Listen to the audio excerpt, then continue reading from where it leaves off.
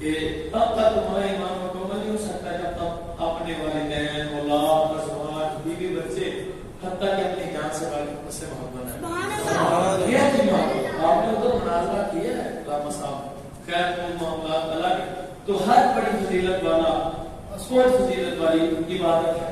اب دیکھیں سحر کی سحر عبادت ایسا ہے کہ کوئی دین جیسا میرے حضور کا دین دین اسلام. سحر کی سحر عبادت کی عبادت. کعبۃ اللہ شریف آپ کو بڑی مزے کی بات اللہ کسی کو نصیب فرمائے. کعبۃ اللہ حضرت رضی اللہ تعالیٰ نے ایک روایت پاک میں فرمایا کہ جو کعبۃ اللہ کی زیارت کرتا ہے جب پہلی اس کی نظر کعبۃ اللہ شریف پر پڑتی ہے اور جو بھی دعا کرتا ہے اللہ اس کی قبول فرما لیتا ہے. ہم پہلی نظر کعبۃ اللہ شریف پر پڑی ادھر منہ سے دعا نکلی ادھر قبول ہو گئی. اور مزے کی بات دیکھیں کہتے ہیں نا بزرگ اللہ اللہ کہنے سے اللہ نہ ملے، اللہ اللہ کرنے سے اللہ نہ ملے. اللہ والے جو اللہ سے ملا کرتے ہیں مزے کی بات دیکھیں اعلیٰ حضرت ہمیں کیسے مالک سے ملا ہے، حضور سے ملا ہے. آپ مانتے تم ایسا کرو کہ جب تم کعبۃ اللہ شریف حاضری کے لیے حاضر ہو جاؤ حرم شریف میں، جب تمہاری پہلی نظر کعبۃ اللہ شریف پڑے اور جب دعا کرو گے وہ قبول ہوگی تو تم یہ دعا کر لینا مولا میں یہاں جو بھی دعا کروں وہ قبول فرما لینا، ساری قبول ہو ساری کی ساری قبول ہو جائے گی. کیسا اللہ اللہ کہنے سے اللہ نہ ملے، اللہ والے جو اللہ سے ملا ملے کیسا طریقہ ہوتا ہے. اب پہلے تو ایک دعا قبول یا اللہ کبھی مردے ہو یا اللہ میری گناہ حاصل کے لیے یا اللہ بخش دے. لیکن اب جب پہلی نظر پڑی تو میں دعا ہی یہ کر لو یا مولا جو بھی دعا کروں وہ کی بات ہے قبول فرما. میں پہلی دعا ہے قبول ہو جائے گی، ساری قبول ہو جائے گی. اب مزے کی حاجی کو بڑی فضیلت ہے. حکم پاک ہے حضور کے فرمان پاک کا خلاصہ ہے کہ جو شخص حج کرتا ہے حج کر کے واپس لوٹتا ہے وہ ایسے لوٹتا ہے کہ جیسے ماں کے پیٹ سے آیا. اس کے پہلے سارے گناہ معاف ہو جاتے ہیں، اس کے پہلے سارے گناہ معاف ہو جاتے ہیں. اور پھر حج کرنے والے کو بڑی فضیلت حاصل ہے، ہر کسی کو نہیں. فرمایا کہ جب حاجی واپس لوٹتا ہے حج کر کے واپس لوٹتا ہے تو گھر آنے سے پہلے پہلے اس سے جو کوئی بھی دعا کرواتا ہے وہ جس کسی کے لیے جو بھی دعا کرتا ہے ابھی گھر میں پہنچا ہو اس سے پہلے اس نے جس کے لیے جو دعا کی ہوگی اللہ اپنی بارگاہ میں قبول فرمائے. اسی لیے بزرگوں نے فرمایا مستحب یہ ہے کہ جب کوئی حاجی صاحب حج کے لیے جائیں تو وقت ملے تو وقت نکال کر وہ اپنے سارے احباب اور رشتہ داروں کو، دوستوں، اقارب کو، اپنے ہمسایوں کو مل کر جائیں، اپنے محلے والوں کو، گاؤں والوں کو جہاں جس سے ہو سکے مل کے جائیں. اور جانے سے پہلے جس کے ساتھ کوئی معافی تلافی کا سسٹم ہو نا، کسی کے ساتھ کوئی ناچاکی ہو، کوئی جھگڑا ہوا ہو، کسی کے ساتھ بات اخلاقی ہوئی ہو یا کسی کا حق کھایا ہو، مثلا کہنے سے مراد کوئی بھی اس طرح کسی کے ساتھ اخلاقی طور پر کوئی خطا ہوئی ہو تو اس سے معافی مانگے. آج کل معافی مانگے گا اللہ کے لیے خوش ہو جائے گا، اور جس سے معافی مانگے اس سے بھی چاہیے دے دے، کیونکہ حکم پاک ہے، روایت پاک ہے جو کسی کو معاف کر دیتا ہے اللہ سے معاف فرماتا ہے. سبحان اللہ. اللہ معاف فرمانے والوں کو پسند فرماتا ہے، معاف کرنے والوں کو معاف فرمانے والوں کو پسند فرماتا ہے. رحمان الرحیم ہے، غفار ہے، غفور ہے. ٹھیک ہے. اب دیکھیں وہ شخص گیا فرمایا جب جائے تو حاجی صاحب مستحب بھی یہی ہے، اچھا عمل ہے، یہی مستحب ہے. بزرگوں کا طریقہ یہی، وہ جانے سے پہلے مل کر جائے اپنے آمدہ رشتہ داروں کو، دوستوں سے. فرمایا جاتے وہ مل کر جائے. جب واپس آئے آپ وہ آنکھیں جا رہی ہے کعبۃ اللہ کی زیارت کے لیے، لیکن جب واپس آئیں گی تو پھر وہ آنکھیں اللہ کے پاک در کو، حضور کے پاک در کی زیارت کر کے منور ہو چکی ہوں کہ سارے اس کی زیارت کے لیے آ رہے ہیں، سب اس سے ملنے کے لیے آ رہے ہیں. فرمایا پھر وہ گھر نہ پہنچے، اس کے گھر پہنچنے سے پہلے پہلے ملے اسے، اس کا استقبال کرے، اس سے محبت کرے، کوئی حج کر کے آیا ہے. فرمایا جب ایسا کرو گے، جاؤ گے، استقبال کرو گے، محبت سے ملو گے اور اس سے اپنے لیے بات کرو گے، اب وہ آمین کہتا رہے گا، اللہ کی باتیں میں قبول ہوتی جائے گی، آپ کی بیٹی بنتی جائے گی. ہمیں تو دین اسلام میں پتہ نہیں کیا کیا ہے، ہماری اپنی کامیابی ہے، ہماری اپنی بات کاملی ہے کہ ہم دین سے دور ہیں، ورنہ دین پاک نے تو پتہ نہیں کیا کیا عطا فرمایا. اور پھر یہ بھی بات ہے حج کرتے وقت بندے تو عاجز رہنا چاہیے. وہ مقام وہ دیکھے ہمارا نبی اکرم صلی اللہ علیہ وسلم ہے، سب سے بڑھ کر میرے حضور تشریف فرما. سبحان اللہ. حضور مکہ شریف سے کتنی محبت فرمائی ہے. حضور نے مکہ سے بڑی محبت فرمائی اور مکہ میں تجھے نہ جھوکل کے پچھلی مرتبہ حدیث پاک بیان کی تھی، سعادت ملی تھی. اللہ معاف فرمائے. کسی کو کسی کے لیے بدگمانی نہیں رکھنی چاہیے، لیکن حج سے کرنا بھی بڑا مشکل ہے. مشکل نہیں ہے، ہم نے اپنے لیے بنا لیا اس لیے کہ علم ہوتا ہی نہیں. پھر ہم پہلے گناہوں میں اس طرح ہماری عام ڈوبی ہوتی ہے جو جاتے ہیں نا عادت فل اور وہاں جا کر بھی یہ گناہ نہیں چھوڑتے. وہ ایک عام گناہ غیبت ہے، ایک حسد ہے، ایک چغلی ہے، جھوٹ ہے، یہ اکثر بولے جاتے ہیں. اب کوئی بندہ نا دروازے پر آیا دستک دی، اب وہ بعد ایسا بھی ہو جاتا ہے والد صاحب کہہ رہے ہیں بیٹا ابو سے ملنا ہے. وہ بچہ ہوتا ہے نا چھوٹا، اندر سے سب کہہ رہے ہیں بیٹا کہہ دو ابو کرنی ہے، وہ آ کے سیدھا ایسے کہہ رہے ابو کہہ رہے ہیں ابو کرنی ہے. ایسا بھی ہو جاتا ہے. تو جھوٹ یقین مانے اتنا عام ہو گیا، چھوٹی چھوٹی بات. موبائل پر اکثر آپ دیکھیں گاڑیوں میں ہوتے ہیں نا، انہوں نے کدھر آئے میں مکو آنے آ گیا ابھی چھٹی والا ہوتا ہے. سمجھتے نہیں اس بات میں نہیں ایسا کرنا چاہیے، کوشش کرنی چاہیے. ہاں آپ کے کوئی وعدہ نہیں کرو، اگر نہیں پورا کر سکتے انشاءاللہ کہہ دو کہ اللہ نے چاہا میں کوشش کروں. پھر کوشش کرو اس کے. اللہ عمل کی تو فکر نہ فرمائے. حج کا مقبول ہونا بھی آسان نہیں جو ہمارے کام آتا، لیکن مالک چاہے تو ایسے ہی قبول فرمائے. آپ کو بڑی پیاری بات سناتا ہوں. سیدنا ابو عبداللہ رضی اللہ عنہ آپ فرماتے ہیں کہ میں حج کے لیے گیا، فرماتے ہیں میری خواب لاگی، آنکھ لاگی، خواب آیا. مگر خواب کیا آیا؟ دو فرشتے آسمان سے اتر رہے. ڈیلے پڑ گئے مچھلی کتنا ہے آسمان. ماشاءاللہ آپ تو وقت پر کافی وقت لگتا جمع ہو گیا. ٹھیک ہے سبحان اللہ. اب دیکھیں آپ رحمۃ اللہ تعالیٰ نے فرماتے میں حج کے لیے گیا ہوں. اب جب گیا ہوں حرم شریف میں داخل ہوا ہوں، میں نے دیکھا میری آنکھ لاگی. فرماتے جب میری آنکھ لگی میں نے دیکھا دو فرشتے اترے اور وہ آپس میں باتیں کر رہے ہیں. ایک فرشتے نے دوسرے فرشتے سے پوچھا کہ اے فرشتے اس مرتبہ کتنے لوگ حج کرنے ہیں؟ انہوں نے کہا 6 لاکھ لوگ حج کرنے کے لیے ہیں. 6 لاکھ لوگ حج کرنے کے لیے ہیں. میں ہاں مطلب میں نے پوچھا پھر قبول کتنا کا ہوا؟ مطلب فرشتے نے دوبارہ کہا کہ 6 لاکھ میں سے صرف 6 کا قبول ہوگا. 6 لاکھ میں سے صرف 6 کا قبول ہوا ہے. ماتے میں تو پریشان ہو گیا، میرے رونا پھوٹ پھوٹ کر رونے لگ پڑا. 6 لاکھ میں سے صرف 6 کا قبول ہوا، ہمارا کیا بنا ہوگا؟ آج سے نا بزرگوں کی مطلب اس بات کا رونا آ رہا ہوگا. مطلب پھوٹ پھوٹ کر رو رہا ہوں. اتنے میں اسی فرشتے نے دوسرے فرشتے سے پوچھا 6 لاکھ میں سے 6 کا تو قبول ہو چکا اور جن کا قبول نہیں ہوا ان کا کیا بنا؟ کہتے فرشتے نے کہا اللہ نے اپنی رحمت فرما کر فضل فرما کر ان 6 کے صدقے سارا نبی قبول فرما. کچھ ایسے بھی ہوتے ہیں نا حضور کو سے باہر کیسے حضور کو سے باہر لگا لیں ان جیسا کہ کوئی ہو نہیں سکتا. آپ نے فرمایا نہ مجھ پر کسی کو قیاس کرو نہ مجھے کسی پر قیاس کرو. آپ نے فرمایا نہ مجھ کو کسی پر قیاس کرو نہ کسی کو مجھ پر قیاس کرو. استغفر اللہ. آپ گواہ کیوں کرتے ہیں؟ میں نے کہنے سنا حضور کو سے میں مثال دی تھی. میں نے صرف سمجھایا تھا کہ جیسے حضور کو سے باہر تشریف لے جائیں تو پھر جتنے آتے ہیں مثال کا قبول ہو جاتا ہے. امام غزالی جیسی ہستی ہیں. امام شافعی رحمۃ اللہ تعالیٰ نے ہمارے بزرگ شقی بڑے تھے، بڑے شقی تھے. درم و دینار پیسے بانٹا کرتے تھے. آج تو ایسے پیسے نہیں دیے جاتے. درم و دینار، درم کہتے ہیں چاندی کے سکوں کو، دینار کہتے ہیں سونے کے سکوں کو. آپ رحمۃ اللہ تعالیٰ نے یمن سے چلے، یمن سے تو آپ کے پاس 10,000 دینار درم کے سونے. جب یمن سے چلے نا حج کے لیے آپ کے پاس 10,000 درم تھے. جب آپ مکہ شریف میں پہنچے آپ نے بیت اللہ شریف کی زیارت کی، باہر آ کر بیٹھ گئے. آپ کے سامنے گلی میں بیٹھ گئے، پتلی چادر بچھا لی، اس پر 10,000 درم رکھ دیے اور جو کوئی آئے اسے ایک مٹھی بانٹ کر دے دیتے ہیں.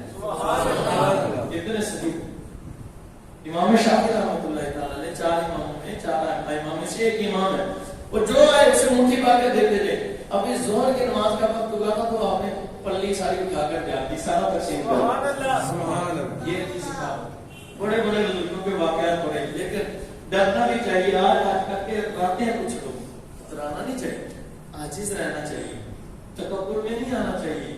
لیکن اس سے مراد یہ نہیں ہم کوئی حاجی ہے اس پر تکبر نہیں، اور پھر ناز نہیں کرنا چاہیے اس بات کا کہ میں حاجی ہوں میں بہت نیک نہیں. اللہ کے بعد پتہ نہیں کس کا قبول ہوتا ہے نہیں. بزرگوں کے انداز آپ حیران. بڑے ادب کی ضرورت ہے. امام باقر سے بات کر آپ کو قیامت تک آئے گا. اونچی کو سبحان اللہ. امام باقر رضی اللہ تعالیٰ عنہ حسین امام موسیٰ کاظم رضی اللہ تعالیٰ کے بھی بابا جان ہیں. امام جعفر صادق رضی اللہ تعالیٰ کے بھی بابا جان ہیں. حسین امام زین العابدین رضی اللہ تعالیٰ کے شہزادے ہیں. آپ رضی اللہ تعالیٰ عنہ جب حج شریف کے لیے چلے ہیں نا تو آپ ادھر پہنچے بیت اللہ شریف میں. جب بیت اللہ شریف میں پہنچے آپ رونے لگ پڑے. روتے جا رہے عوام کٹھی ہوگی. اتنا ہوئے پھوٹ پھوٹ کر عوام کٹھی ہوگی. لوگ اکٹھے ہو کر آپ پہ عرض کرنے لگے حضور بس کریں اتنا نہ روئے. آپ اتنا زیادہ کتار رو رہے ہیں کہ لوگ آپ کی طرف مائل ہو گئے. لوگ سارے آپ کے پاس اکٹھے ہو گئے. فرماتے ہیں حضور آپ کیوں رو رہے ہیں؟ آپ اتنی عظیم ہستی ہیں, اتنی عظیم شخصیت ہے, اس کا نہ رونا تو کیوں؟ آپ نے فرمایا تجھے کیا پتا میں کیوں نہ روؤں. میں کہتا ہوں کہ شاید یہ رونا میرا اللہ کی بارگاہ میں مقبول ہو جائے اور قیامت کے دن میری بات میں اتنی بڑی ہستی ہو کر یہ ارشاد فرمایا. اور پھر آپ نے اس کے بعد آپ معاملہ دیکھیں, چھوڑا نہیں رونا. اس کے بعد معاملات دیکھیں اتنا رونے کے بعد بھی آپ نے طواف کیا بیت اللہ شریف میں. طواف کرتے رہے. جب طواف سے فارغ ہوئے آپ نے نماز پڑھی. جب سجدے میں گئے رو رہے ہیں. جب آپ نے سلام پھیرا لوگ کہتے ہیں جب آپ نے آپ کے سجدے والی جگہ دیکھی تو آنسوؤں سے تار ہو کر گیلی ہو گئی. اس قدر روتے تھے. ہمیں حج کرنا کس طرح ہے اتنے بڑے.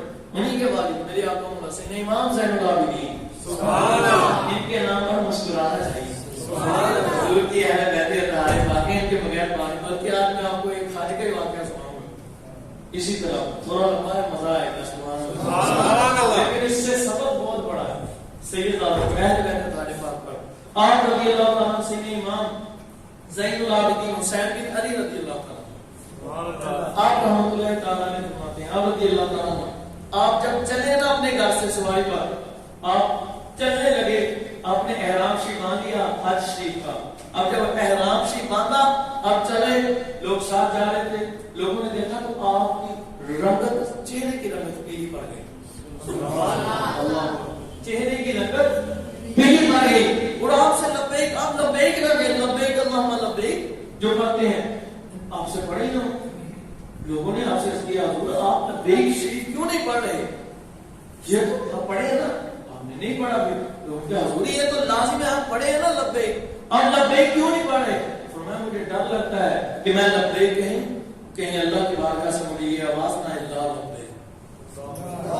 میں اس بات کا خوف ہے دل کے اندر کہ میں تو لبیک کہوں کہیں میرے مالک کی طرف سے لا لبیک نہ آ جائے.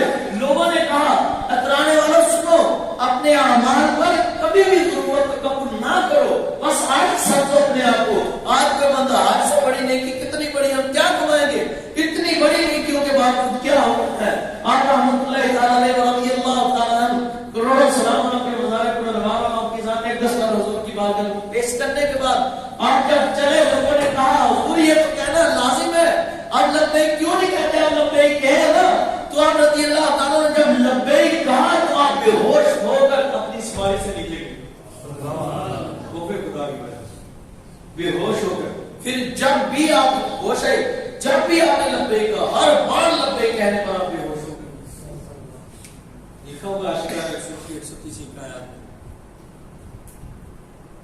اسے آج دیکھتے ہیں آج کیسا معاملہ.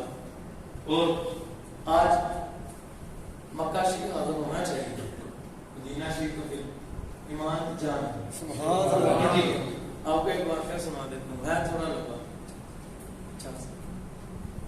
اب آج ہمسایوں کا خیال نہیں رکھا جاتا, رشتہ داروں کا غریبوں کا خیال نہیں رکھا جاتا. جو غریبوں غربا کا پہلے رہی خیال کرے, یہ بہت بڑی نیکی ہے. پھر چھپا کر جتنا چھپاؤ. اس کی وجہ پتا کیا ہے؟ جب آپ چھپاؤ گے رضا اللہ کی آ جائے تو اللہ راضی ہو جائے. اللہ سے کسی کی اعمال محنت کسی کی ضائع فرماتا نہیں. ایک بہت بڑے بزرگ ہیں سیدنا سلیمان بن ربیع رضی اللہ عنہ. آپ کا واقعہ بہت مشہور ہے, بڑی مختلف کتابوں کے اندر لکھا ہوا ہے. تو عاشقان رسول کی 130 آیات میں بھی لکھا ہے. میں نے اور کئی جگہ یہ واقعہ پڑھا ہے. آپ رحمۃ اللہ تعالیٰ نے فرماتے میں اور میرا بھائی حج کے لیے ایک قافلے کے ساتھ اپنے گھر سے نکل پڑے. فرماتے جب آپ کوفہ میں آئے نا تو ادھر قیام کیا. کوفہ میں آ کر جدھر مولا کائنات کے کوفیوں نے جدھر ظلم کیے تھے بے وفا, ان کی بے وفائی قلعے سے بڑی مشہور ہے.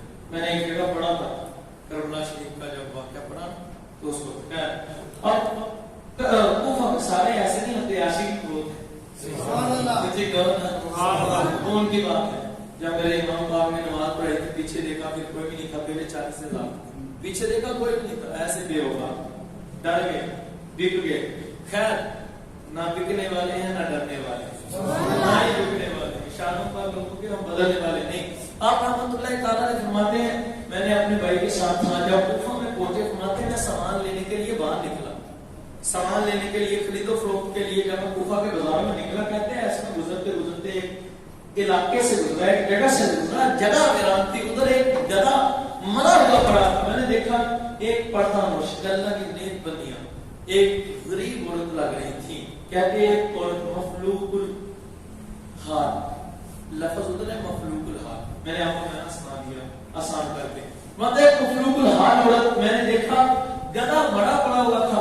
اچانک وہ آئی, انہوں نے چاقو کے ساتھ چھری کے ساتھ اس کے ٹکڑے کاٹنے شروع کر دیے اور ایک تھیلی میں ڈالنے شروع کر دیے. میں نے دیکھنا شروع کر دیا, میں نے توجہ کرنی شروع کر دی کہیں یار یہ عورت بٹھیاریاں نہ ہو کہ یار میں اس کو بھول بھول کر کسی لوگوں کو نہ دے دے, یہ تو حرام ہو جائے گا. وہاں میں نے توجہ کی, میں نے ان کا پیچھا کیا. میں نے دیکھا جب انہوں نے کاٹا تھیلی میں ڈالی چل پڑی. میں پیچھے پیچھے چلتا رہا. کہتے ہیں میں جا رہا تھا اسی طرح جاتے جاتے اچانک اس کا گھر آیا. میں نے چھپ کر دیکھا اس عورت نے دروازہ کھولا. آواز آئی کون؟ کہا میں تمہاری غریب ماں.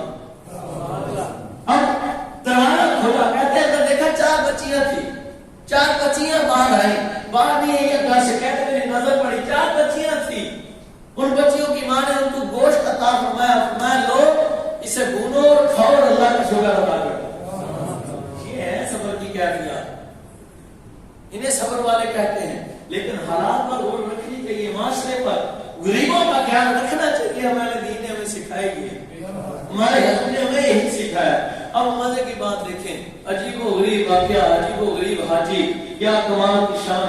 اب فرماتے ہیں آپ رحمۃ اللہ تعالی علیہ, فرماتے میں نے دیکھا اب ماجی نے دیا اور کہا اللہ عز و جل اپنے بندوں پر اختیار رکھتا ہے, اب ان کے دلوں پر اختیار رکھتا ہے. مراد یہ تھا کہ اللہ جس سے چاہے گا مدد کروا دے. میں آپ سے یہ سمجھا ادھر یہ بات فرمایا اللہ عز و جل اپنے بندوں پر اختیار رکھتا ہے, ان کے دلوں پر قابو رکھتا ہے, اختیار رکھتا ہے. معنی کیا ہے؟ تم پریشان نہ ہو, اس کا شکر ادا کرو, اسے کھا لو. اب آپ مانتے میں نے یہ سنا, میں نے فوراً آگے جا کر نازی ہے اللہ کی نیک بندی. آپ یہ کیا فرمانی ہے؟ آپ بچوں کو ایسا بولنا کھلوائے. فرمایا آپ کو پتہ نہیں ہے آپ مسلمان ہیں, آپ ایسا مردار. فرمایا صرف آتش پرستوں میں سے ایک فرقہ ہے جس کے نزدیک مردار کا گوشت جائز ہے, باقی سارے مذاہب کے بھی مردار کا گوشت جائز نہیں. آپ نے بات خاموش ہو, ہم جانتے ہیں میں آلِ رسول ہوں. سبحان اللہ, میں آلِ رسول ہوں, میں آپ کا حضرت علیہ السلام کی شہزادی ہوں. حالات کچھ ایسے ہو گئے ہم پر, ہم بھوکے ہیں, 4تھا دن ہے واقعے کا, ہم پر کھانا جائز ہے. تجھے بھی پتہ ہے یہ مسئلہ کیا ہے. حقیقت ہے جب جان جا رہی ہے کچھ نہ ملے تو مسئلہ ہے حضور کی شریعت میں مطالعہ ہے. بندہ پھر حرام بھی کھا سکتا ہے صرف اس مقدار میں کہ جس سے جان ہے بچ سکے, یہ مسئلہ ہے. اچھا آپ رحمۃ اللہ علیہ اور رضی اللہ تعالیٰ عنہ نے فرمایا 4 دن سے بھوکے ہم سید ہیں, حضور کے گھر والے میں پتہ ہے, لیکن 4 دن سے بھوکے تھے, ان بچیوں کی مجبوری ہے. ماتے میں نے کہا اچھا ماتے میرا رونا نکل گیا ہے, حضور کی آلو اس قدر واقع.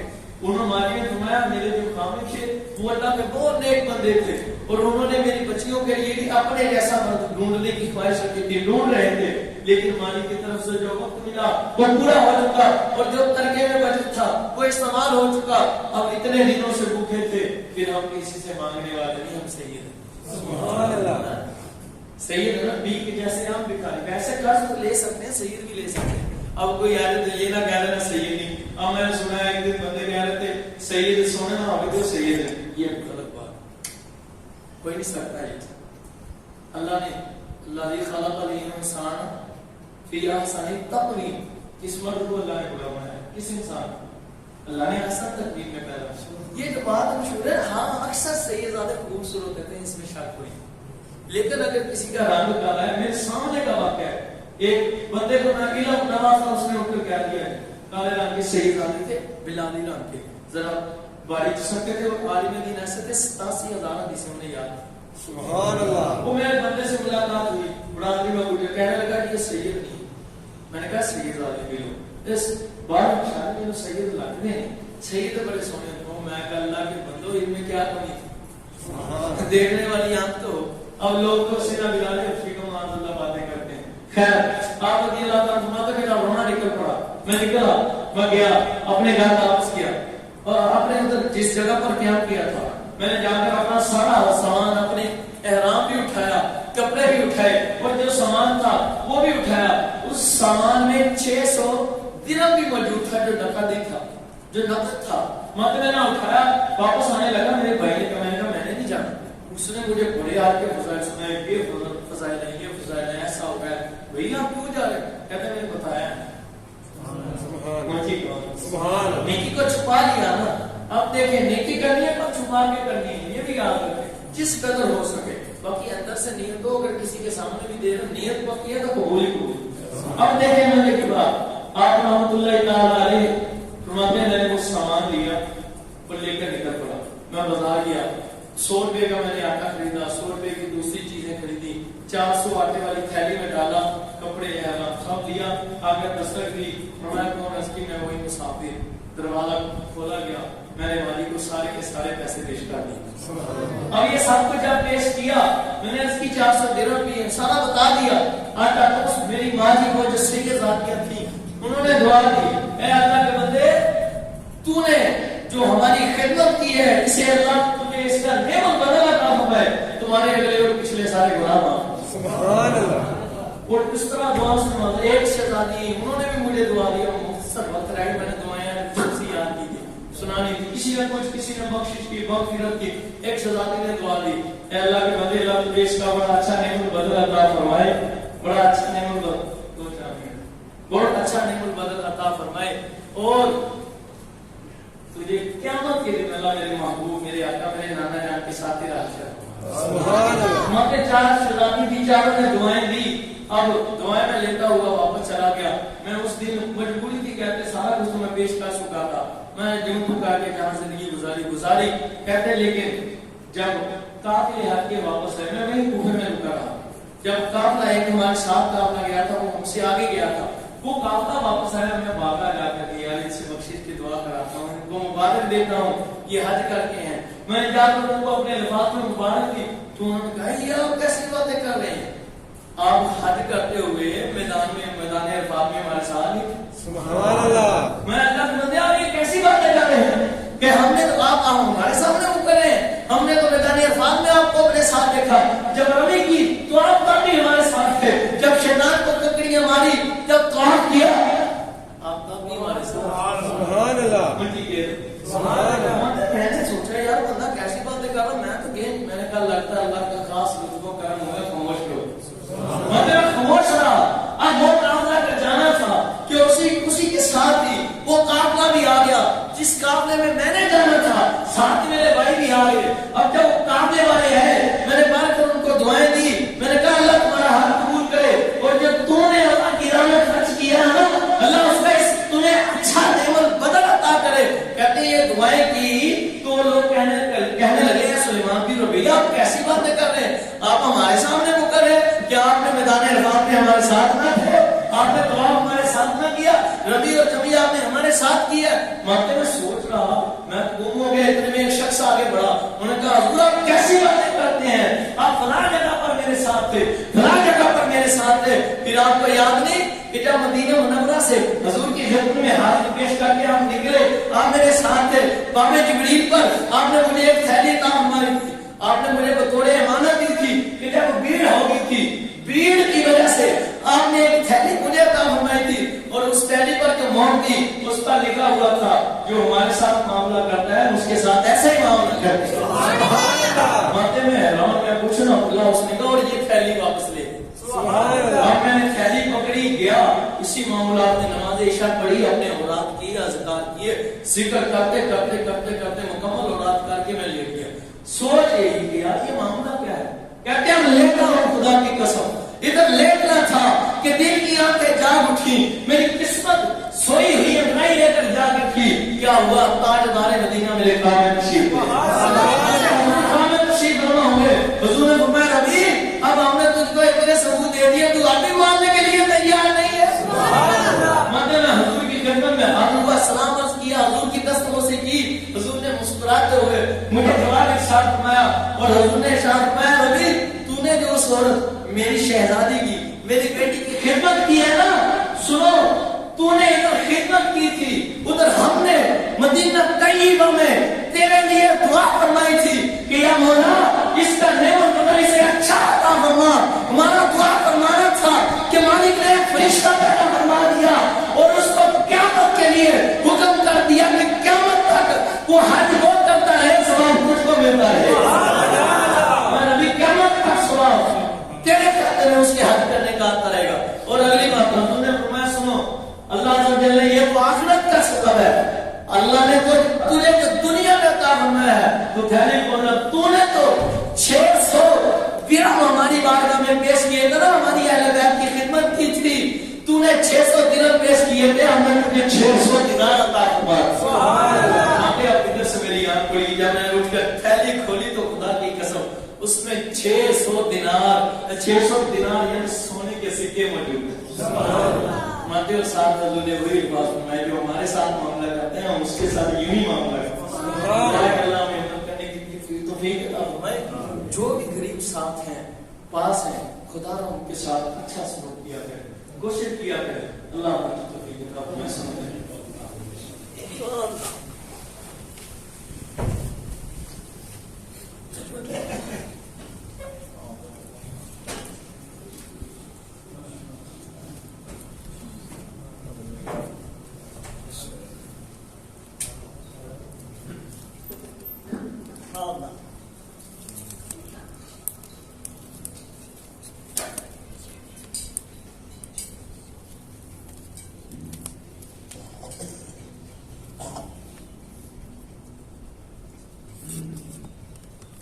Thank you.